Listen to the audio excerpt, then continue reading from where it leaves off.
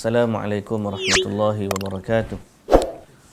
Bismillahirrahmanirrahim. Alhamdulillah wassalatu wassalamu ala Rasulillah wa ala alihi wa sahbihi ajma'in.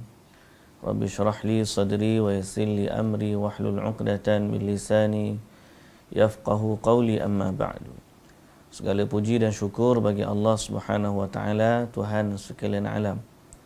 Selawat serta salam atas Nabi junjungan kita Nabi Muhammad sallallahu alaihi wasallam, juga atas ahli keluarga baginda, para sahabatnya dan para pengikutnya yang setia sehinggalah ke hari kiamat. Alhamdulillah. Muslimin dan muslimat, hadirin dan hadirat yang dirahmati Allah Subhanahu wa taala sekalian. Alhamdulillah, hari ini kita dapat kembali, dan saya ucapkan terima kasih kepada pihak PQDM sekali lagi yang sudi untuk menganjurkan kelas untuk sahabat-sahabat PQDM semua, dan kita kongsikan manfaat ini juga pada semua sahabat-sahabat kita di Facebook yang mana juga siaran ini sampai. Alhamdulillah. Jadi perbincangan kita masih lagi dalam siri sehari dalam kehidupan Rasulullah sallallahu alaihi wasallam atau sunnah sehari-hari. Sunnah yang kita dapat buatkan untuk sehari-hari. Jadi insya-Allah pada siri kali ini kita akan bincangkan sunnah yang ada ketika rukuk, sebagaimana yang datang kepada kita berdasarkan riwayat-riwayat dari Nabi sallallahu alaihi wasallam. Jadi sama-sama kita baca. Mudah-mudahan ia menjadi penambahan ilmu kepada kita dan kita dapat usahakan agar diri kita ni mencontohi Nabi sallallahu alaihi wasallam. Kerana maksud daripada semua ini ialah kita nak beriman bahawa Rasulullah sallallahu alaihi wasallam adalah utusan Allah untuk kita. Dan setelah itu kita nak mencontohi baginda sallallahu alaihi wasallam dalam apa jua yang berkait dengan ibadah. Kerana Nabi sallallahu alaihi wasallam adalah contoh terbaik dalam mengabdikan diri kepada Allah Subhanahu wa taala.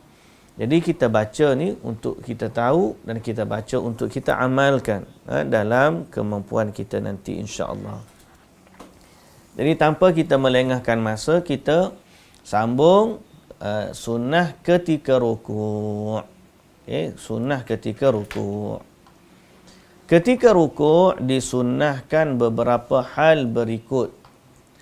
Yang pertama disunnahkan meletakkan kedua tangan pada kedua lutut seperti menggenggamnya dan membuka jari-jari. Jadi kalau ini kepala lutut, kita letak macam tu tangan. Mana kita letak tangan kita di kepala lutut dan kita seperti genggam dalam keadaan kita buka jari-jari itu sikit. Kenapa kita kata itu sunnah? Kerana ada hadis dari Abu Humaid radhiyallahu anhu, dia berkata, aku adalah orang yang paling hafal salat Rasulullah sallallahu alaihi wasallam. Aku lihat jika baginda bertakbir, baginda mengangkat tangan, mengangkat keduanya sejajar dengan kedua bahu. Allahu Akbar. Kita sebut dah baru ni.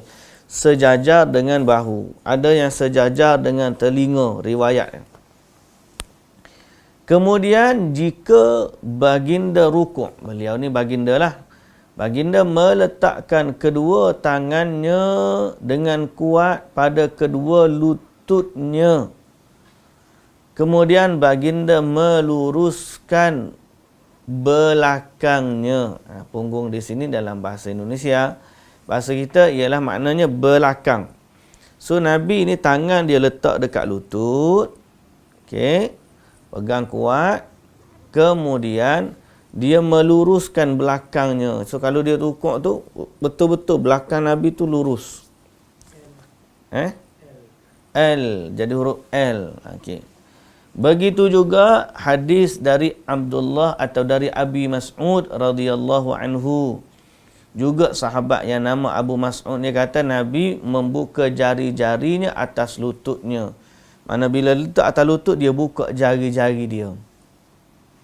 So kita sebagai orang yang umat yang ke belakang ni, bila kita tahu generasi awal sahabat mengkisahkan sifat salat yang mereka nampak pada Nabi sallallahu alaihi wasallam, justru kita nak ikut seperti mana yang diamalkan atau dilakukan oleh baginda Nabi sallallahu alaihi wasallam. Saya itulah ambil remote aircon ni. Ya, sejuk pula.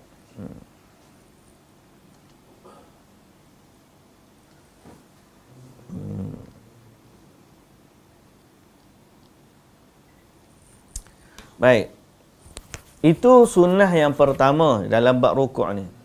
Sunnahnya ialah bila kita tunduk, okey, tangan di lutut, genggam, buka sikit tangan tu.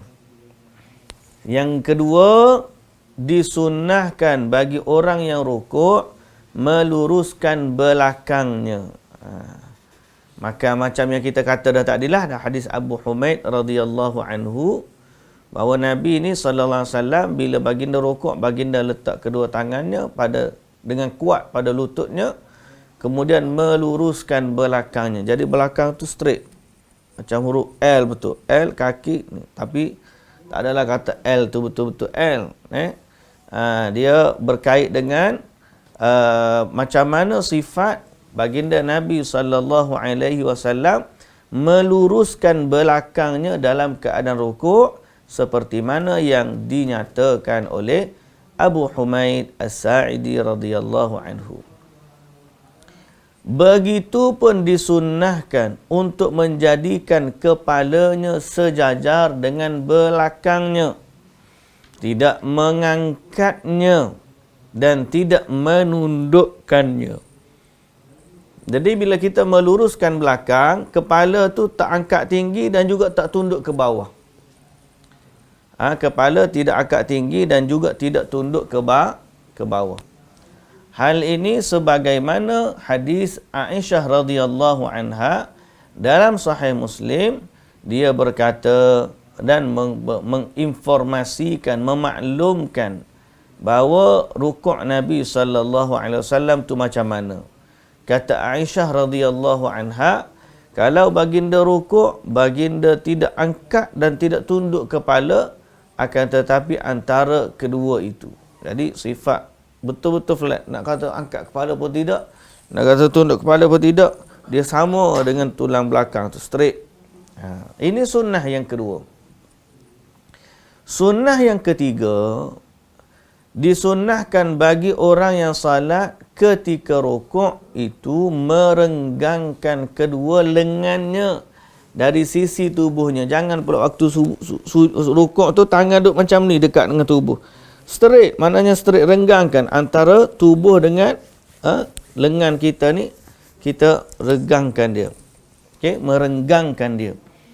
Kenapa? Hal ini berdasarkan hadis Abi Mas'ud radhiyallahu anhu yang tadi kita baca, disebutkan dalamnya, iaitulah ketika baginda rukuk, baginda merenggangkan kedua tangannya, meletakkan keduanya di atas bahunya dan membuka jari-jarinya atas kedua lututnya dan membuka jari-jarinya.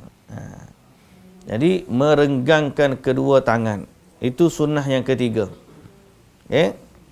Kata Abu Mas'ud radhiyallahu anhu, begitulah aku lihat Nabi sallallahu alaihi wasallam salat. Ni. No thanks. Mujafa'at itu merenggangkan kedua tangan, disunnahkan jika tidak mengganggu orang yang ada di sampingnya. Tidak seharusnya orang yang salat mengerjakan yang sunnah namun mengganggu orang lain yang juga sedang salat. Jadi jangan duk kepok tangan kat luar masa rokok tu. Straight je supaya tidak ganggu orang lain yang sedang salat. Imam Nawawi rahimahullah berkata, Aku tidak mengetahui adanya perselisihan dari seorang ulama pun dalam hal kesunahan mujafat. Al-Imam Tirmizi menukilkan dari para ulama tentang kesunahannya dalam rukuk dan sujud secara mutlak. Itu meregangkan daripada tubuh ni, kita tidak menempelkan anggota lengan kita ke bahagian tubuh kita. Baik, yang ketiga. Yang keempat, so kita kata pertama, turun, tangan ni duduk di kepala lutut, pegang dia sikit, regangkan. Yang kedua, luruskan tulang belakang. Yang ketiga, kepala tidak melenggak ke atas dan kepala tidak juga menunduk ke bawah, sama dengan tulang belakang dia.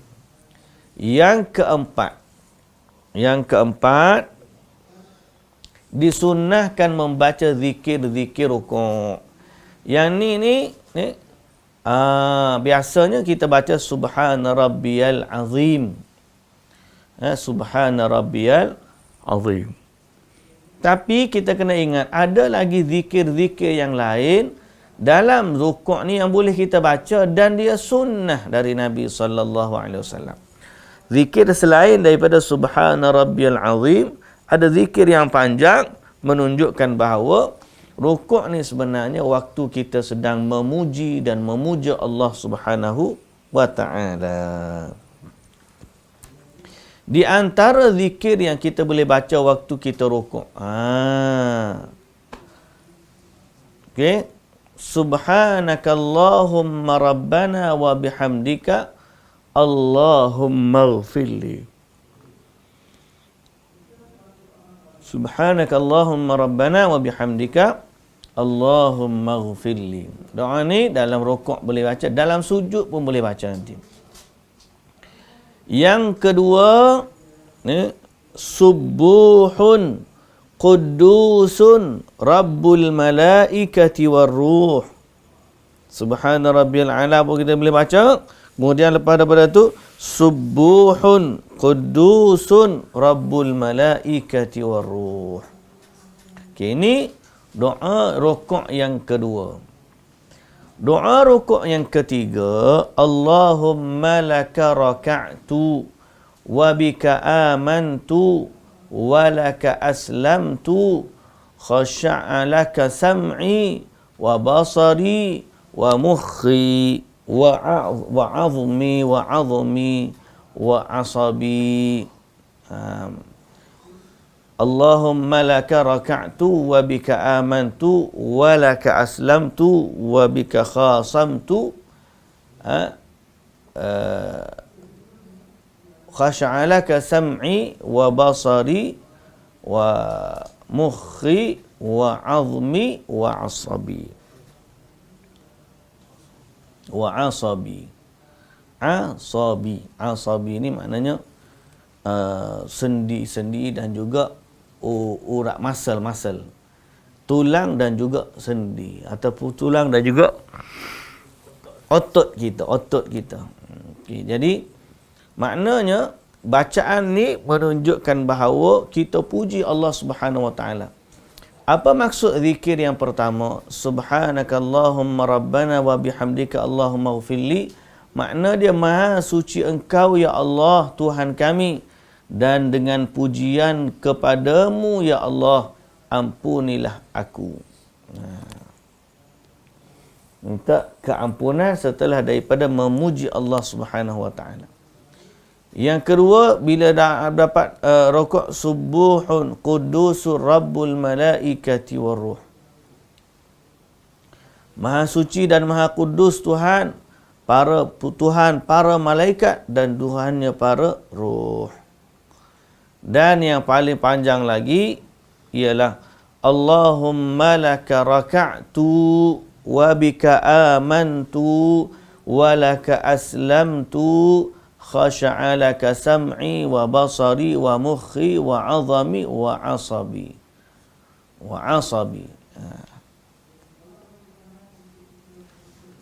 Dan yang keempat ni, tadi yang ketiga kan. Yang keempat, Subhanadzil Jabarut. Jabarut tu ta di belakang, bukan Jabarui. Jabarut. Subhanadzil Jabarut wal malak wal Subhanadzil Jabaruti wal malakuti wal kibriya. Ni wal walakut, wal malakut ke wa ni ma wal malakut wal kibriya wal azamah. Maha suci Allah yang memiliki kebesaran, memiliki kerajaan dan memiliki kesombongan. Ini makna doa waktu sujud. Agungkan Allah. Semua yang diajar dalam ni soal mengagungkan Allah Subhanahu Wa Taala, dan adalah satu riwayat yang cerita dengan doa keampunan. Tapi doa, antara doa dengan puji dalam rukuk ni diaulakan, diutamakan untuk memuji selain daripada meminta. Minta nanti dalam sujud. Adapun dalam rukuk utamanya ialah memuji. Disunnahkan untuk membaca. Ada 4 zikir yang kita kata ni. Subhanadzil Jabaruti wal malakuti wal kibriya'i wal azamah. Ada 4 zikir yang kita baca, maka disunnahkan untuk membaca zikir-zikir ini ketika rukuk sesuai dengan kemampuan. Disunnahkan untuk mengagungkan Allah Ta'ala dalam rukuknya, sebagaimana sabda Nabi sallallahu alaihi wasallam dalam hadis Ibnu Abbas radhiyallahu anhuma dalam Sahih Muslim, di mana kata Ibnu Abbas, Nabi sallallahu alaihi wasallam bersabda, adapun rukuk maka agungkanlah padanya Allah Azza wa Jalla.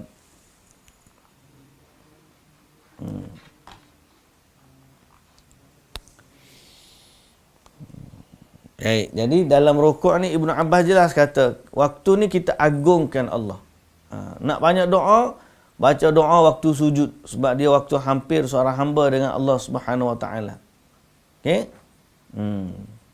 Kalau nak baca doa. Adapun waktu rukuk ni adalah waktunya kita puji sebanyak-banyak pujian kepada Allah Subhanahu Wa Taala. Baik, muslimin dan muslimat yang dirahmati Allah. Yang lebih utama adalah membaca lafaz-lafaz yang didatangkan dari Nabi sallallahu alaihi wasallam seperti yang telah disebutkan tadi. Kalau baca banyak pun, kalau baca panjang tidak serupa dengan Nabi, tu parah jugalah. Yang dimaksudkan di sini ialah baca agak panjang sesuai dengan sunnah dari Nabi sallallahu alaihi wasallam. Okey, itu selesai rukuk. Rukuk ada berapa bacaan? Ada 4 bacaan selain daripada Subhana Rabbiyal Azim. Ingat ada ke apa kita ni? Kalau ingat, Alhamdulillah. Kalau tak ingat, kena pakak-pakak beli kitab Hisnul Muslim. Ada je dalam Hisnul Muslim doa-doa ini, ataupun versi terjemahan dia Perisai Muslim. Ada diterbitkan oleh Dr. Abu Anas Al-Madani. Kemudian, sunnah yang seterusnya bangkit daripada rukuk. Bila kita bangkit rukuk, ada lagi sunnah dia rupa-rupanya, iaitu memanjangkan rukun ini. Jangan orang buat Sami Allahu liman hamidah. Kadang-kadang habis dah tu dia pun sujud terus. Padahal, kalau kita baca hadis yang diriwayatkan dari Anas bin Malik radhiyallahu anhu. Anas bin Malik, dia kata, sesungguhnya aku akan salat bersama kalian sebagaimana aku salat, sebagaimana aku melihat Rasulullah sallallahu alaihi wasallam salat bersama kami. Jadi kata Thabit Al-Bunani dari Anas radhiyallahu anhu, dia kata, kami ni akan salat seperti mana dengan kamu, seperti mana Nabi sallallahu alaihi wasallam salat. Lalu dia kata apa? Kata Anas bin Malik, dia berkata, Anas selalu melakukan sesuatu yang aku tidak pernah melihat kalian melakukannya. Jadi kata Sabit Al-Bunani, dia rakyat sama. Dia bagi tahu Anas kata akulah yang paling mirip dengan salat Rasulullah sallallahu alaihi wasallam. Aku hafal. Okey? Apa yang Nabi sallallahu alaihi wasallam tunjukkan dan aku tengok Nabi sallallahu alaihi wasallam buat. Kata Anas bin Malik, aku tengok waktu Nabi solat. Kata Anas pula, Sabit Al-Bunani kata macam tu pada Anas. Anas pula kata bagi riwayat tu. Dia kata Anas dia kata apa? Anas selalu melakukan sesuatu yang tidak pernah aku kalian buat. Sabit Al-Bunani kata, aku tengok Anas solat ni benda yang kamu tak buat. Macam mana? Bila dia bangkit daripada rukuk, dia berdiri tegak sehingga orang kata sehingga dia kata ni sebenarnya riwayat Al-Imam Al-Bukhari. Anas sendiri kata, Anas kata bila Nabi ni bangkit,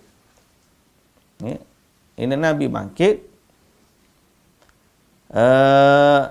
Nabi bangkit daripada rukuk, dia berdiri tegak sehingga orang mengatakan Nabi lupa. Atau jika beliau bangkit daripada sujud, bagi beliau diam sehingga orang mengatakan dia lupa. Lupa nak rokok dan bukan lupa nak rokok. Lupa nak sujud. Dia bangkit daripada rokok, dia berdiri lama sehingga orang kata Nabi ni lupa nak sujud. Kerana lamanya dia berdiri iktidal. Jadi satu sunnah dalam iktidal ni, bila kita berdiri jangan cepat nak sujud. Duduk dulu. Sami Allahu liman hamidah. Waktu bangun berdiri tu, masa itulah kita baca zikir selepas daripada rukuk. Dan kemudian kita berdiri baca lama sampai sebelum daripada kita rukuk. Kita sujud. Okay.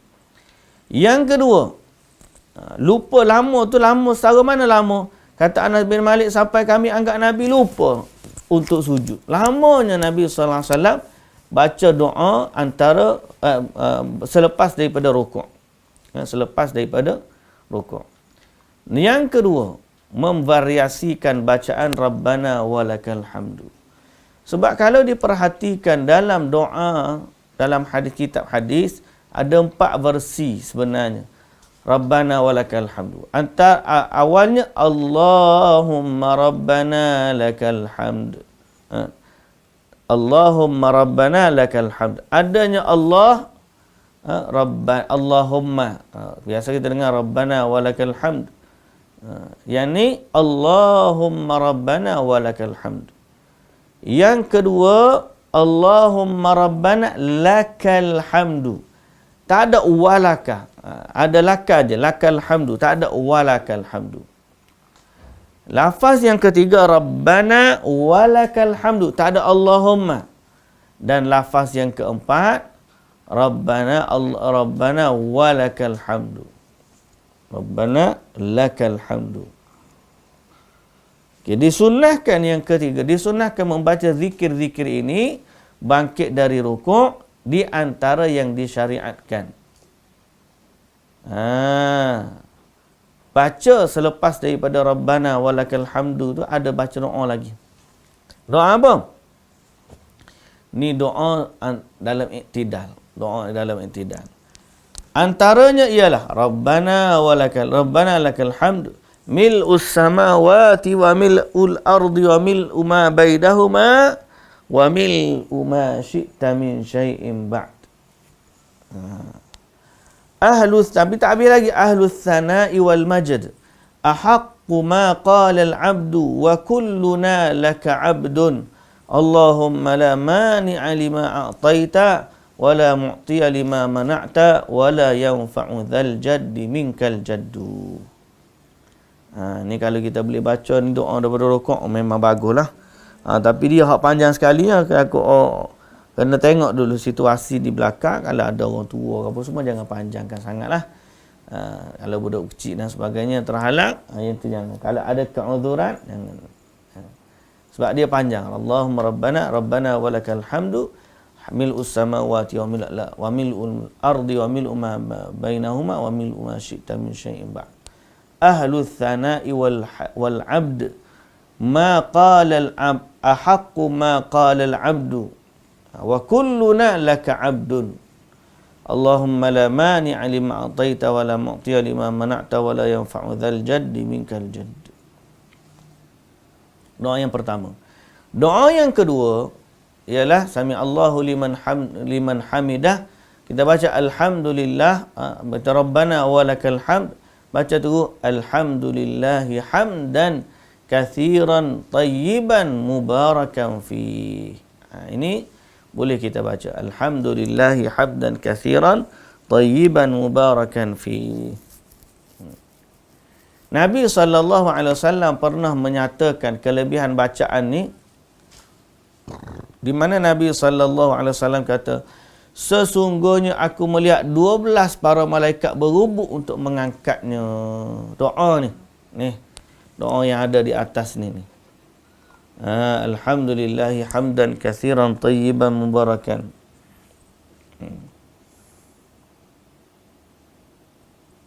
Jadi alhamdulillahi hamdan kathiran tayyiban mubarakan fi, segala puji hanya milik Allah, pujian yang banyak dan baik serta diberkati. Nabi SAW bersabda tentang bacaan ini. Nabi kata, sesungguhnya aku lihat 12 malaikat berubuk untuk mengangkat pahala doa ini. Besarnya fadilat dia. Sebab tu kita kata kita ni paling kita nak mencontohi Nabi SAW. Kenapa? Kerana keyakinan kita kepada amalan-amalan yang dilakukan oleh baginda Nabi SAW dan boleh kita jadikan contoh dan teladan untuk kita. Hadisnya diriwayatkan oleh Muslim dari Anas dan diriwayatkan dari Rifa'ah bin Rafi' radhiyallahu anhuma. Ada yang seterusnya doa dalam rukuk, panjang sikit doa ni. Allahumma tahhirni bithalji wal baradi wal ma'il baradi wallahumma tahhirni minadh dhunubi wal khataya kama yunaqqa thawbul abyadu minal wasakh.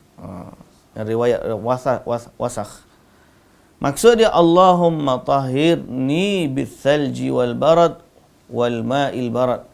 Ya Allah, sucikanlah diriku dengan air embun dan juga air dingin.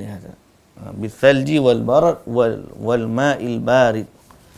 Allahumma tahhirni minadh dhunubi wal khataya. Ya Allah, sucikanlah diriku dari dosa dan kesalahan sebagaimana pakaian putih yang dibersihkan dari kotoran. Jadi tambahan ini datang dalam hadis Abdullah bin Aufa radhiyallahu anhu dalam sahih Muslim. Yani Allahumma tahhirni bithalji wal barad wal ma'il barid. Allahumma tahhirni minadh dhunubi wal khataya kama yunaqqa thawbul abyadu minal wasakh. Jika seorang muslim membaca zikir-zikir ini, maka dia dapat memperpanjangkan rukun salat ini. Jadi walaupun kita ni rukun tu panjang, tapi amalkanlah supaya sekurang-kurangnya kita dapat beramal dengan petunjuk dari Nabi kita Muhammad sallallahu alaihi wasallam. Jadi muslimin dan muslimat yang dirahmati Allah, itu yang kita sebut sampai ke bab sujud, rukuk dan iktidal, kemudian nak sujud. Oleh kerana perbahasan sujud ni agak panjang dan kita tak sesuai untuk ambil di penghujung kelas kita ni, kita berhenti setakat ni dulu dalam bab kelas ini sampai kepada waktu sami Allahu liman hamidah tu, biar jadi lama sikit, biar jadi lama sikit.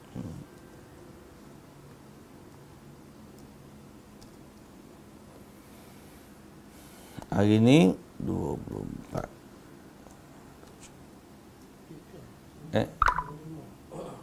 Hari ni 24 hari ni. 25 pula dah. 7.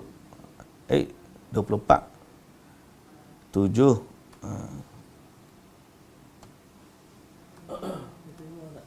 Hari ni 25. Hari ni 25. Betul. Silap tarikh pula dah. Hari ni 25 hari bulan 7. 2023. Baik.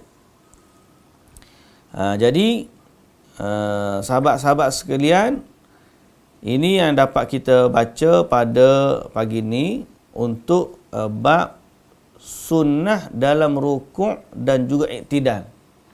Sunnah dalam rukuk dan juga iktidal. Sunnah pada keadaan dan sunnah pada bacaan. Kita buat conclusion sikit.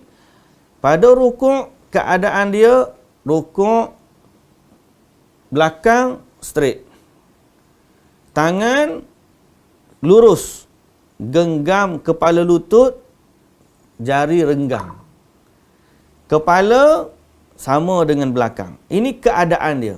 Allahu Akbar, betulkan belakang. Jangan melengkung macam tu belakang. Usahakan supaya tegakkan belakang kita dan samakan dengan punggung kita ni. Punggung straight sampai kepala. Itu lurus dia.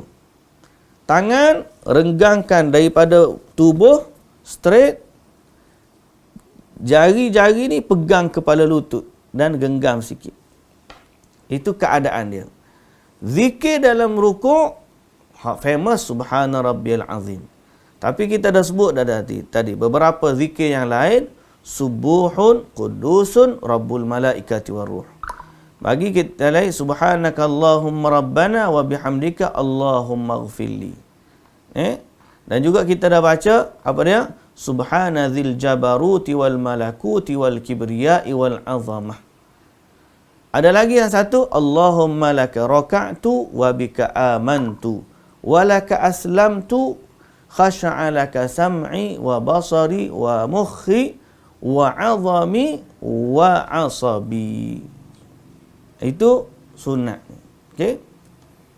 Kemudian sami Allahu liman hamidah. Bangkit daripada rukuk. Conclusion dia apa? Keadaan dia berdiri tegak dan lama. Ini yang jarang orang buat, sebagaimana yang Anas sebut tadi. Aku tengok benda jarang orang buat ni. Apa dia?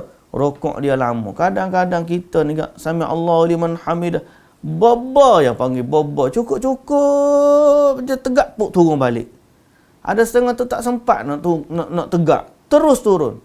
Maka perkara ini kita telah merugikan sunnah Nabi sallallahu alaihi wasallam. Cuma ditekankan juga jangan sampai iktidal kita lama daripada rukuk kita lah. Biarlah. Kalau kita iktidal lama, rukuk kita tu biar jadi lama sikit. Qadar-qadar rukuk kita dengan iktidal tu, rukuk lebih lama daripada iktidal. Tapi bukanlah bererti bila tak nak rukuk kita panjang daripada iktidal kita lebih panjang daripada rukuk, sehingga kita naik cepat-cepat kerana takut terlebih pada iktidal. Sebenarnya soal terlebih tu memang satu, tak boleh kata rukuk kita biarlah dia lebih lama daripada iktidal, tapi dalam masa yang sama janganlah iktidal tu terlampau cepat. Sunnahnya ialah kita berdiri lama. Kan Anas bin Malik radhiyallahu anhu kata, bukan sekadar lama biasa-biasa, sehingga kami para sahabat anggap seolah-olah Nabi ni lupa nak sujud. Jadi apa pula baca waktu tidak ada lama tu? Sami Allahu liman hamidah. Ada baca Allahumma rabbana lakal hamdu. Ada baca Allahumma rabbana walakal hamdu. Ada tak ada kalimah Allah depan? Rabbana lakal hamd. Ada Rabbana walakal hamd. Jadi boleh baca. Tak cukup dengan tu, kita boleh baca lagi. Apa dia? Boleh baca lagi. Hamdan Allahumma rabbana alhamdulillah hamdan kathiran tayyiban mubarakan fih. Ada juga baca Rabbana walakal hamd mil'us samawati wa mil'ul ardi wa mil'u ma syi'ta min syai'in ba'd. Mil'us samawati wal ardi wa mil'u ma syi'ta min syai'in ba'd. Ahlus thana'i wal majd ahaqqu ma qala al 'abdu wa kulluna laka 'abdun. Allahumma la mani'a lima a'taita wa la mu'tiya lima mana'ta wa la yanfa'u dzal jaddi minkal jadd. Jadi isu dia ialah macam mana kita nak amalkan ni. Kalau kita dah tahu beberapa sunnah, maka kita berusahalah sedaya upaya untuk mengamalkan sunnah tersebut walaupun satu kali dalam solat kita, supaya kita dapat fadilat beramal dengan sunnah Nabi sallallahu alaihi wasallam. Jadi ini dua keadaan, iaitu rukuk dan i'tidal, dibahaskan kaifiat dan juga bacaan. Alangkah banyak dua hak ni pun banyak dah. Kalau kita boleh baca, memvariasikan. Dah kita tahu ni beberapa, kita variasikan. Kejap-kejap kita baca Allahumma rabbana walakal hamd. Kejap-kejap kita baca Allahumma rabbana lakal hamd. Ataupun sebahagiannya Rabbana walakal hamd, Rabbana lakal hamdu. Kita cuba amalkan, memvariasikan sunnah ni. Bukan sebab apa? Sebab kita nak berlalu hadis dekat kita, nak amalkan dia. Sekurang-kurangnya kita amalkan walaupun sekali atau dua kali. Kenapa? Kerana dia ada dalam hadis. Dan kita juga berdoa kepada Allah Subhanahu Wa Taala sebagaimana yang disebut dalam riwayat ini. Okey, muslimin dan muslimat yang dirahmati Allah, kita berhenti setakat tu dulu. Sebagai penutup, sebagai sedikit selingan, saya nak mewasiatkan pada diri saya dan sahabat-sahabat PQDM semua, lazimilah ilmu berkaitan dengan Al-Quranul Karim. Fahamilah agama kita mengikut kacamata Al-Quran dan juga As-Sunnah. Kerana di saat ini kita sedang menghadapi banyak sangat cabaran dan ujian, terutamanya berkaitan dengan akidah keimanan. Sebab timbul 2-3 hari ini cerita tentang ajaran orang yang menganggap Nabi Muhammad itu adalah Allah, Allah itu Nabi Muhammad. Jadi saya tekankan bahawa kefahaman itu adalah kefahaman yang karut dan batil. Siapa yang menyatakan sedemikian boleh terkeluar daripada agama Islam, kerana Nabi SAW secara jelas diperintahkan untuk berkata, Qul innama ana basyarum mithlukum. Katakanlah wahai Muhammad, aku adalah manusia sama seperti kamu. Jadi mereka yang menafsirkan ayat lain daripada tu, mereka kata Allah ni adalah Muhammad, Muhammad ni adalah Allah, dan mensifatkan Nabi dengan sifat-sifat yang tidak layak dan tidak sempurna bagi baginda Nabi SAW, apatah lagi pada Allah Azza wa Jalla. Jadi kita sangat hati-hati dalam bab tu. Jangan sampai kita ni terjerumus ke dalam kesesatan. Siapa yang mengatakan demikian, sungguh dia telah kufur dan dia telah keluar daripada agama Islam, kerana perkataan itu adalah perkataan yang boleh mengeluarkan seseorang dari keislaman. Di saat dia kata Allah lah Muhammad, Muhammad lah Allah, perkataan itu mengeluarkan dia daripada Islam. Dan kalaupun dia dapat hidayah lepas daripada ni, dia bertaubat, dia kena mengucap semula. Kena bertaubat dan mengucap balik. Dan kita mohon kepada seluruh pihak, termasuknya terutamanya pejabat-pejabat agama, kembali kepada isu memberikan nasihat dan juga ketegasan dalam pihak yang terlibat. Alhamdulillah, kerana Majlis Agama Negeri Perak dah keluarkan fatwa tentang kesesatan mereka, tapi kitalah menjadi ejen-ejen untuk menyebarkan lagi sunnah Nabi SAW. Dan kita kenal Nabi itu sebagai utusan Allah yang ajak kita semua mengagungkan Allah Subhanahu Wa Taala.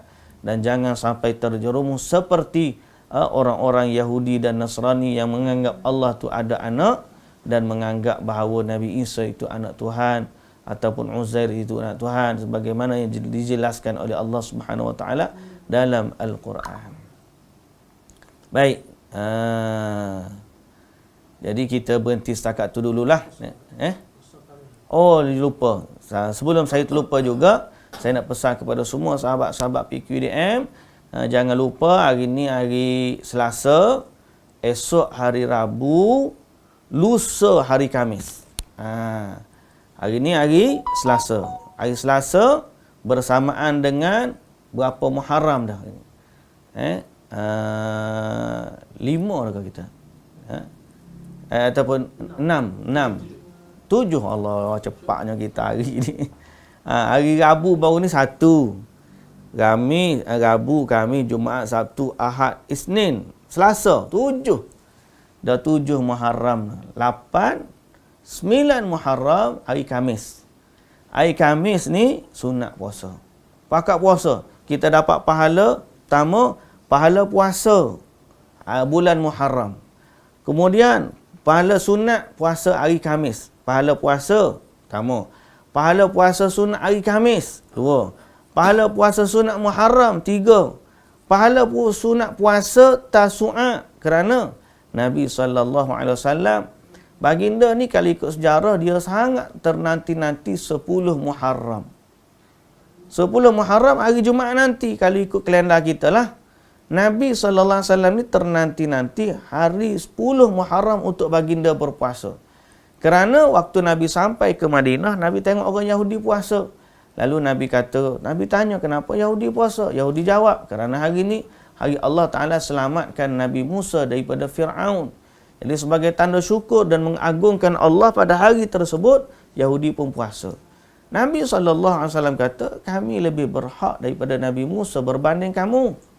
Jadi Nabi pun kata, kalau mereka puasa, kita pun lebih aula puasa sebab lebih hak. Kita syukur kepada Allah sebagai Allah menyelamatkan Nabi Musa. Lalu Nabi pun berpuasa pada hari tersebut dan Nabi memerintahkan sahabat-sahabat puasa pada 10 Ashura. Kemudian Nabi SAW pada akhir hayat Nabi kata, la in baqitu ila qabilin la asuman natasi'. Kalaulah aku panjang umur pada tahun depan, maka aku akan puasa juga 9. Jadi akan puasa juga 9. Tujuan apa Nabi nak puasa 9 ni padahal tadi kata 10? Tujuannya menyelisihi Yahudi. Ada satu hadis riwayat Imam Ahmad. Jadi Imam Ahmad meriwayatkan dari Nabi SAW. Syekh Ahmad Syakir menhasankan hadis ni, tapi sebahagian daripada lain mendhaifkan. Cuma kata apa? Nabi kata khaliful Yahud. Berbezalah, bezakan diri daripada Yahudi. Bezakan diri daripada Yahudi. Berpuasalah 1 hari sebelumnya, sumu yauma Ashura wa khaliful yahud wa khalifu fihi yahud.